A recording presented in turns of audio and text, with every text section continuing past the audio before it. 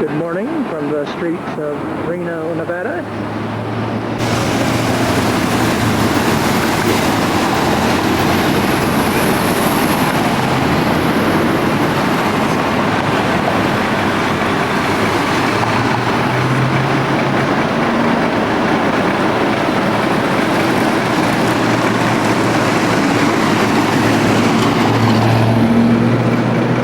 This is the Silver Legacy Hotel.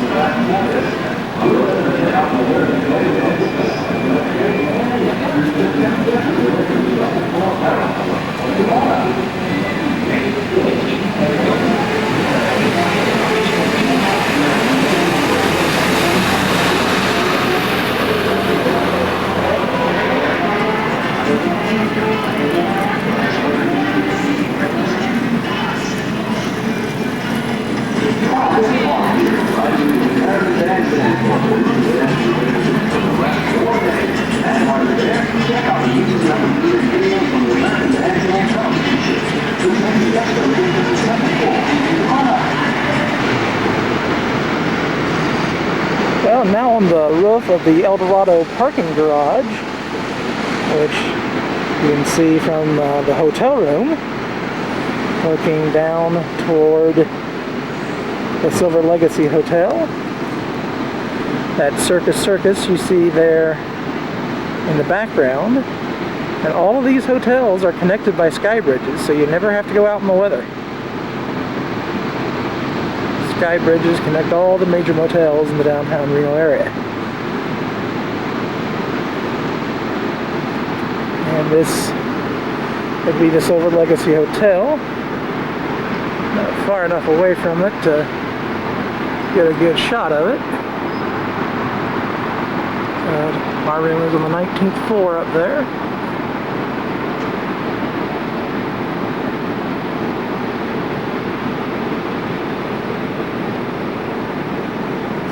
Heavy snows in the mountains last night. Chainsaw required on all mountain passes. So hopefully they'll get the snow cleared away today and we can go into the mountains tomorrow. Well, good afternoon. It's about 20 minutes past 4. Went to see the movie As Good as It Gets, starring Jack Nicholson, at 12:30. It was a very good movie. And directly across from the theater here was the Peppermill Casino. So didn't want to be rude, stopped in, say hello, and won $201. So far for the trip, up, let's see, trying to think, $467 I believe we're up for the trip on casino gambling. Just finished here at the Peppermill. In the 1850s, a young prospector named Sam Fairchild journeyed west in search of a dream. He found silver, the largest strike ever. Silver mining, as everyone knows, is a difficult and dangerous profession, as Earth does not give up her treasures free. So Sam, his team of miners, and with the assistance of his good friend Gustav Eiffel, designed a revolutionary machine to simplify the mining process. The result of his incredible effort is this astounding 120-foot high mining rig, which stands before you on the site of Sam's original plan. Well, here we are, near the end of another century, and you folks are about to see for yourselves just how Sam Fairchild's amazing mining rig works. It takes 25 men working around the clock to mine all of the rich ore located 100 feet below the casino floor in the mining shaft. This continuous process starts with workers loading all the raw material into large ore carts, which then travel on tracks inside the mining shaft to the large bucket conveyor. The ore conveyor belt then carries the ore up and dumps it into the hopper. Then the ore travels down to the crusher with 2,300-pound blades to pulverize the massive rock. The crusher grinds up the raw ore, where it is then transported up to the smelter, burning continuously at temperatures of up to 1,000 degrees. The smelter unit processes dirt and other impurities out of the ore. Supercharged by the bellows, the gigantic smelter melts down the ore, where it is then emptied into the silver slates. The steam piston powers the two lower flywheels, attached to large belts that move the massive 28-foot upper flywheel and rocker arm, which in turn pumps molten silver up the rig. There, the liquid silver is poured into 50-pound silver ingots and sent down the ingot conveyor to the coin pavilion. To meet Sam's unwavering standard of minting only 99% pure silver coins, the silver ingots are melted back into liquid inside the coin pavilion. A massive cascade of these specially minted coins is then dumped into the slot carousel at the base of this spectacular mining machine. Legend has it that you can still hear the echo of old Silver's shouts of joy with the drop of every silver coin.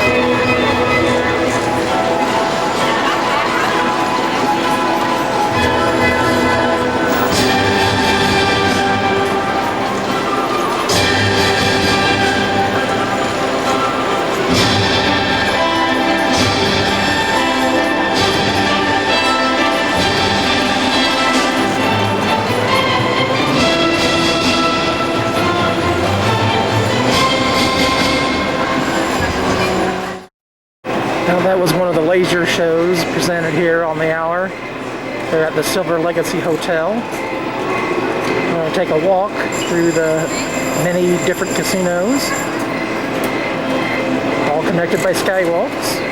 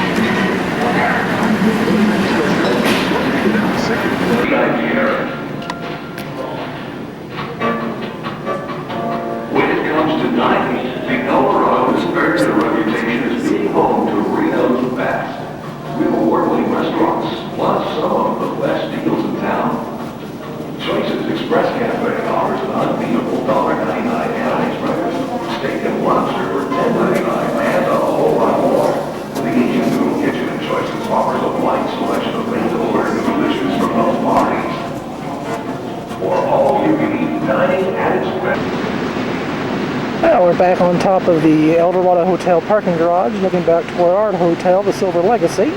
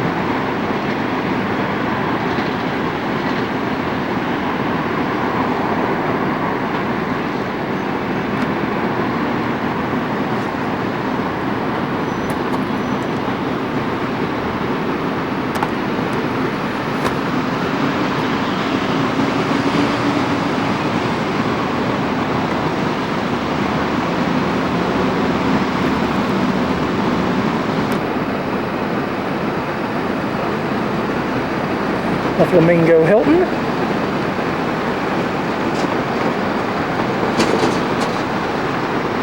To its right, Comstock.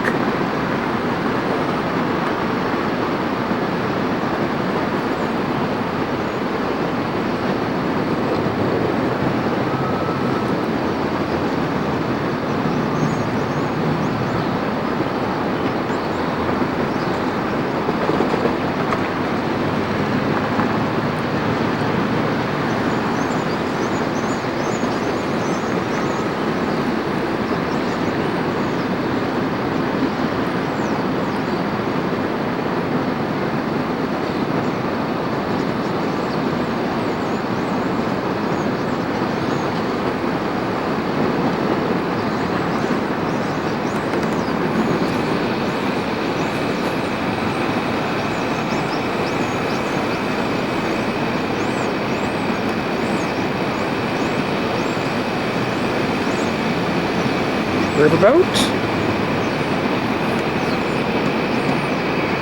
Across the street is Fitzgerald's.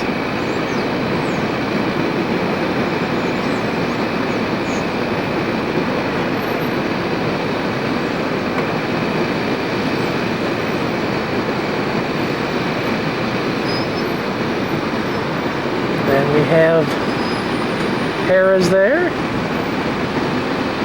Probably the world's tallest Hampton Inn behind it. And then we have the beautiful Eldorado Hotel.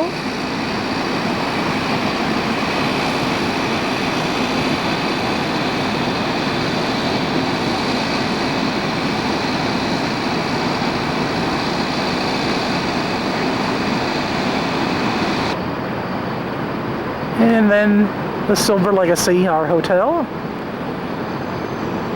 Actually standing in snow right now. A little patch of snow that hasn't melted here on top of the parking garage.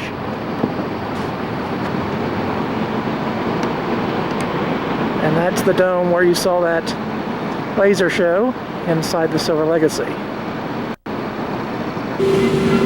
to the Eldorado Hotel Casino, downtown Reno's finest hotel casino. Slot machines to choose from, all of the latest entertainment slot technology.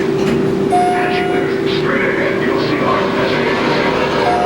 This exciting area offers a unique atmosphere, the hottest slots, and our new VIP area.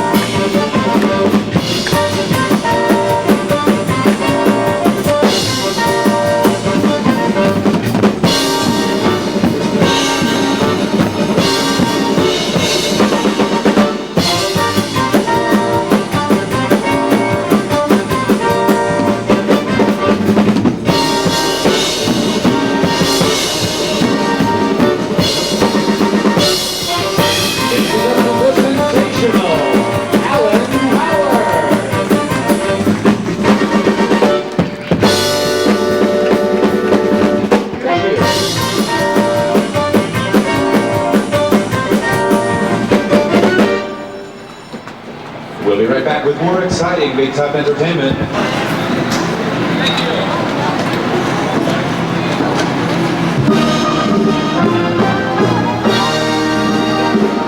Ladies and gentlemen, children of all ages, Circus Circus proudly presents a daring display of fearless feats on the flying trapeze, the Flying Pages.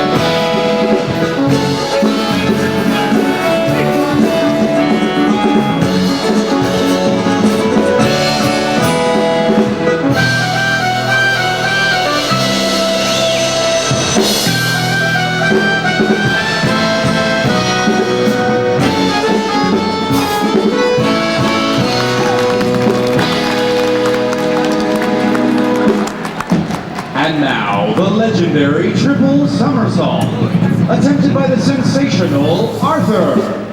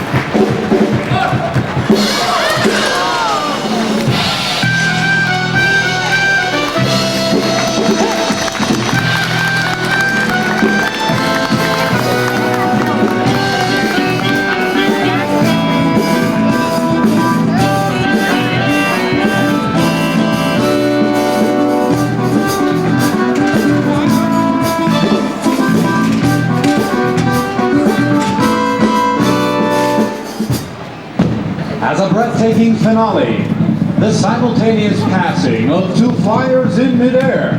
Ladies and gentlemen, the difficult and dangerous passing leap.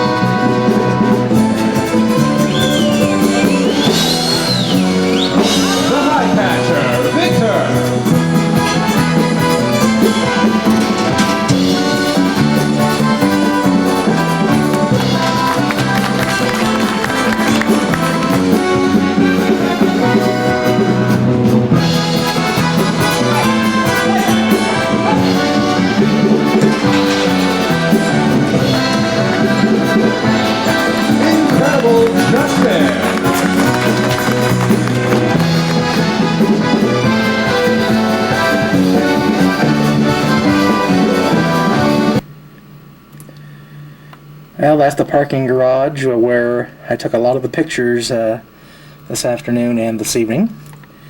After leaving the Peppermill Casino, came back to the hotel and filmed those sequences you saw of the circus act and the laser show and the sights along the Virginia Street here in downtown Reno.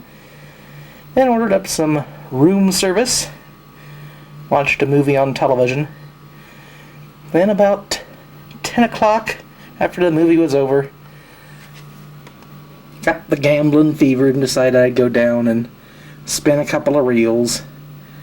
I was down there for less than 5 minutes and won $170 more. So my total winnings now are up to $632. These things, but he did one thing that many politicians never accomplished. He earned the respect of the people. Another life claimed on the ski slopes, this time right here in Nevada. Sonny Bono died yesterday after skiing into a tree at Lake Tahoe's Heavenly Valley Ski Resort. Bono was 62 years old. The tragic death tops News 4 at 11. Hello, everybody. I'm Bill Brown. I'm Carrie Anderson. Congressman Sonny Bono died instantly when he hit a tree while skiing at Heavenly Valley yesterday afternoon. Investigators say the popular entertainer turned politician was on an intermediate run by himself when he left the groomed trail to ski through a patch of trees. That was about 1:30 yesterday. It looks like at that point Bono lost control and collided with the tree at a speed of about 20 to 30 miles an hour. He died on impact. His death was caused by massive head injuries due to blunt force trauma. Investigators say there was no indication alcohol or drugs were involved in the accident. Bono was an advanced skier with 20 years experience at Heavenly. Well, Bono's friends and family gathered at his home in Palm Springs tonight as word of his death spread. I can only tell you that everyone is welcome in the house by the family. The feeling in the house is one of love. There's a great deal of comfort and an outpouring of support. Everyone's doing their best to try to get through this together. Bono's ex-wife and former co-star Cher joined his current wife and other members of the family along with friends in the morning. There will be a public vigil for Bono on Thursday in Palm Springs. The funeral is Friday morning at 11 a.m. It will be open to the public. Flags lowered to half staff at the United States Capitol. Congressman Bono was remembered for his wit and wisdom today. The truth is that he was a very effective stand-up comedian who was also an increasingly effective politician, and that was a pretty powerful combination. There's nobody else I've ever seen quite like him. Today's outpouring of respect was quite a change from when Bono was first elected. That was back in 1995. He really never graduated from high school, and he was put on the Judiciary Committee, which is full of lawyers, but Bono gradually won them over. He said there was really no difference between Washington and Hollywood, just a bunch of actors doing a different show. Well, in Bono's case, nothing could have been done to save his life. He died, as we said, on impact. But in most cases, at most ski resorts, the ski patrol plays an important role in safety, search, and rescue. News 4's Sierra Griffiths joins us with that part of the story now. Tierra, ski patrol takes many precautions to keep those slopes safe, don't they? Bill and Carrie, from posting signs, warning skiers, to giving first aid, you see ski patrol doing those things all the time. But what you may not know about this rescue team is what they do when the lifts have stopped or when the emergencies have started. They're there when you need them. They were there in no time at all. Radioed in, they were there in 30 seconds. Yeah. That was when Brandon Denny blew out his knee. Ski Patrol was also there when it came to finding his friend who had been missing for 2 hours after the resort had closed.